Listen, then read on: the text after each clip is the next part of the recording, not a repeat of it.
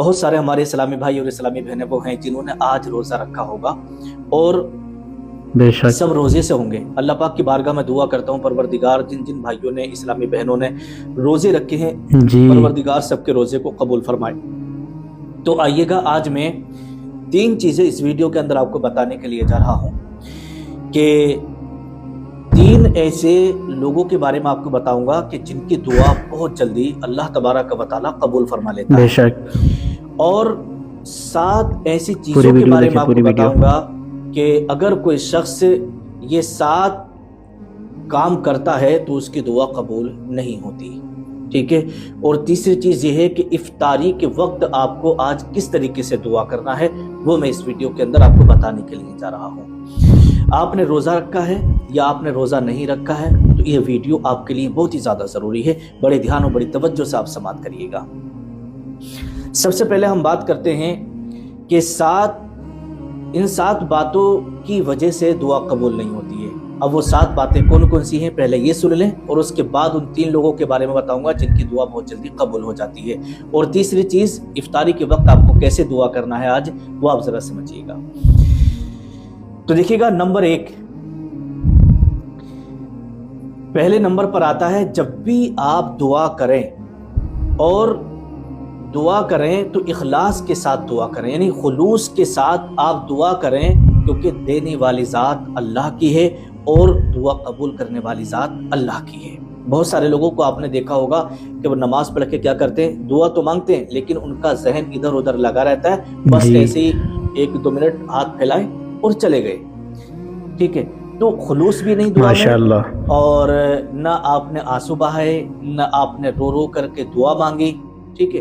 اللہ تبارک و تعالیٰ ایسے بندے کی دعا کو قبول فرماتا ہے جو بندہ رو کر کے، گڑ گڑا کر کے، اپنے گناہوں پر شرمندہ ہو کر کے جب دعا مانگتا ہے نا، اور اللہ سے جب کچھ چیز مانگتا ہے تو اللہ پاک اسے ضرور عطا فرماتا ہے۔ بے شک تو پہلی وجہ کیا ہے، جب بھی آپ دعا کریں اخلاص کے ساتھ دعا کریں، خلوص کے ساتھ دعا کریں تو پھر آپ کی دعا قبول ہوگی، ٹھیک ہے۔ تو ان 7 باتوں کی وجہ سے دعا قبول نہیں ہوتی۔ جو لوگ اخلاص کے ساتھ دعا نہیں کرتے، خلوص کے ساتھ دعا نہیں کرتے تو ان کی دعا قبول نہیں ہوتی ہے۔ اور نمبر 2 حرام کھانے پینے سے بچنا ہوگا آپ کو۔ جو لوگ حرام کھاتے پیتے ہیں نا تو ان کی دعا بھی قبول نہیں ہوتی، تو حرام کھانے سے، حرام پینے سے آپ کو ہمیشہ بچنا ہے۔ جی نمبر بے 3 شک گناہوں سے اور معصیت سے آپ کو بچنا ہے، کیونکہ بندہ جب گناہ کرتا رہتا ہے اور اللہ کی بارگاہ میں دعا مانگتا رہتا ہے، گناہ کرتا رہتا ہے، دعا مانگتا رہتا ہے، تو پھر ایسے بندے کی بھی دعا قبول نہیں ہوتی، ایسے بندے کی دعا بھی قبول نہیں کی جاتی۔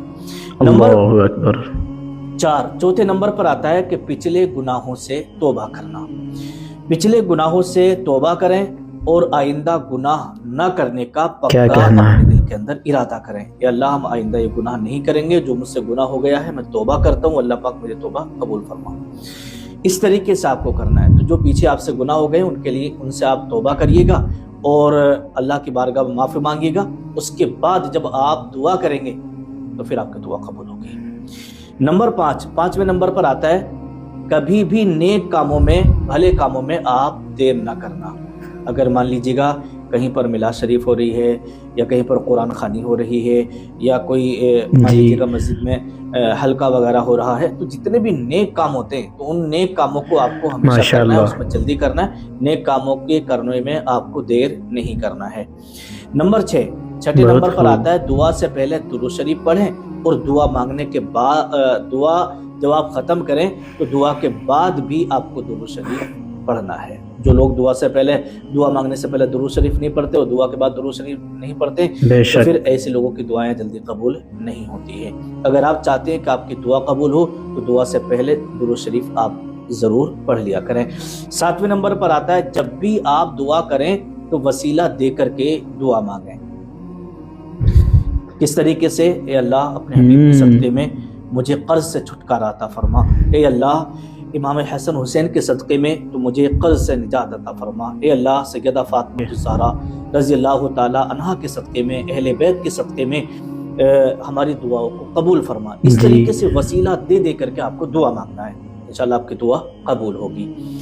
تو یہ ہو گئی۔ اب آئیے گا وہ 3 لوگ کون کون سے ہیں جن کی دعا اللہ تبارک و تعالی رد نہیں کرتا، قبول فرما بہت لیتا ہے۔ خوب۔ نمبر 1، جیسے اللہ کے رسول صلی اللہ تعالی علیہ وسلم نے ارشاد فرمایا، ان میں سے ایک ہے مظلوم، جس کے اوپر لوگ ظلم کرتے ہیں، کسی نے ظلم کیا ہو تو اگر وہ دعا مانگے تو اس کی دعا قبول بے اس شک کی دعا قبول کی جاتی ہے، اس کی دعا رد نہیں کی جاتی۔ تو مظلوم کی دعا سے بچو، کیونکہ اس کے اور اللہ کے درمیان کوئی پردہ نہیں ہوتا ہے، جیسے کہ جامع الترمذی کے اندر اور مشکات المصابیح کے اندر اس کو ذکر کیا گیا ہے۔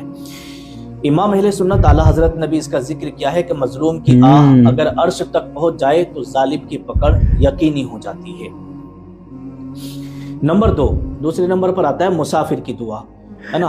مسافر یعنی مسافر جب سفر کر رہا ہو، اس نے اپنا وطن چھوڑا ہو، جی بے جو شک، اپنا وطن آرام اور سہولت چھوڑ کر کے نکلا ہوتا ہے، تو اس لیے اس کا دل نرم ہوتا ہے، اور اگر وہ دعا مانگے تو عاجزی اور انکساری کے ساتھ، تو اللہ تبارک و تعالی مسافر کی دعا کو بھی قبول فرما لیتا ہے۔ تیسرے نمبر پر آتا ہے والدین کی دعا، والد کی دعا اپنے اللہ اولاد اکبر۔ کے حق میں۔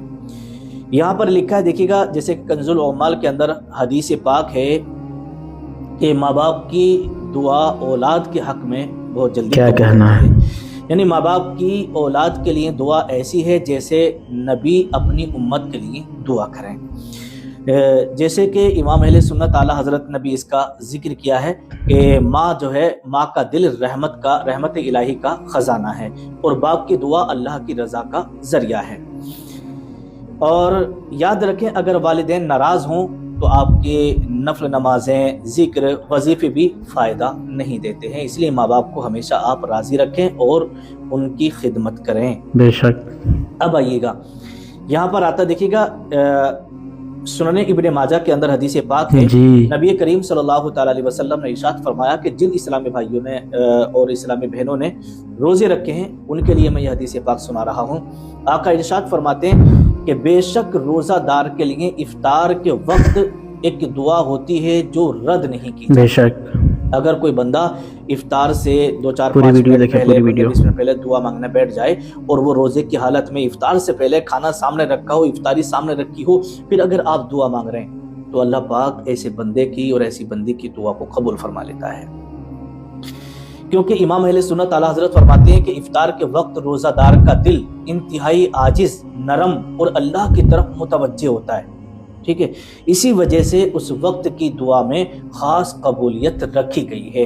تو جتنے اسلامی بھائیوں نے اور اسلامی بہنوں نے روزے رکھے ہیں، تو وہ افطاری سے 5-10 منٹ پہلے دعا کے لیے ضرور بیٹھ جائیں، ٹھیک ہے۔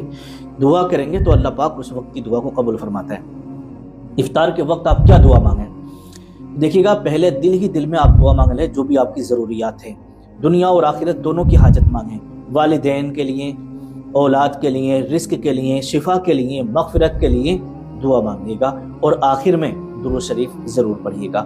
افطار کے وقت صرف کھانے میں مشغول نہ ہو جائیں، کم از کم چند لمحے دعا کے لیے ضرور نکال لیں۔ یہ وقت وہ ہے کہ جب اللہ پاک خالی ہاتھ جو ہے اپنے بندوں کو نہیں لوٹاتا۔ جی۔